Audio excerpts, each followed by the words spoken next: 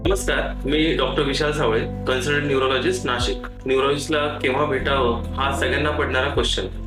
आज आपण न्यूरोलॉजिस्टला केव्हा आणि कशासाठी आणि कुठल्या इमर्जन्सीमध्ये भेटणार आहोत त्याबद्दल थोडंसं डिस्कशन करणार आहोत. न्यूरोलॉजिस्ट म्हटलं की 3 अवयव महत्वाचे. एक आहे ब्रेन, एक आहे स्पायनल कॉर्ड आणि हातापायांमधल्या स्मॉल नर्व्स.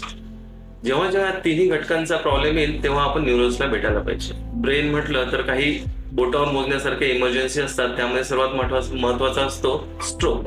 ब्रेन स्ट्रोक किंवा मग हेमिप्लेजिया, पक्षाघात, अर्धांगवायू, अचानकपणे बोबडी वळणं, अचानकपणे हाताला पायाला मुंग्या येणं, हातपाय जड पडणं, हातापायाला विकनेस होणं, चालताना बॅलन्स जाणं, डोळ्यांना दिसायला त्रास होणं किंवा डोळ्यांना डबल व्हिजन, हे काही स्ट्रोकचे लक्षणं अचानक येतात. आणि जेव्हा जेव्हा हे अचानक येतात तेव्हा आपण शेजारच्या इमर्जन्सी, जिथे स्ट्रोक रेडी हॉस्पिटल आहेत, तिथे जाणं गरजेचं असतं.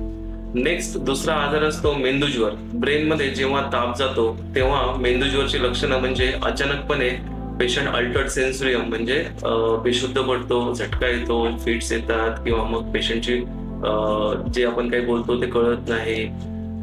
बरेचसे सिमटम्स या मेंदूज्वरमध्ये असतात. जेव्हा जेव्हा पेशंटला हे अचानक सिमटम्स येतील तापेसोबत अल्टर्ड सेन्सोरियम, तर शेजारच्या डॉक्टरांना किंवा हॉस्पिटलला जाणं गरजेचं असतं.